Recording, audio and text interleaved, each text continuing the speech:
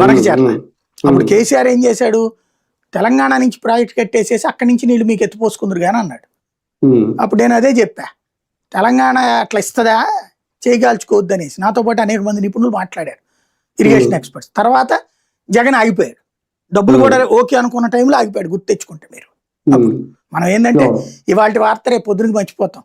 కాబట్టి పేపర్లో ఇష్టారాజ్యంగా నాటకాలు ఆడుతూ ఉంటే టీవీలు అమ్ముడు పోతా ఉంటాయి. ఒరిజినల్ గా ఒకసారి గుర్తుకు తెచ్చుకుంటే, జగన్ ముందెళ్ళి అలై బలై చేసుకుని భోజనాలు చేసుకుని వచ్చినోడు ఆ తర్వాత సాగునీటి ప్రాజెక్టుల విషయంలో వదిలేసి ఇక్కడ ముచ్చుమర్రి పొక్క పెంచడం, పోతిరెడ్డిపాడు పొక్క పెంచడం, రాయలసీమ ఎత్తిపోతల పథకం పెంచడం ఇవన్నీ చేసుకొచ్చాడు.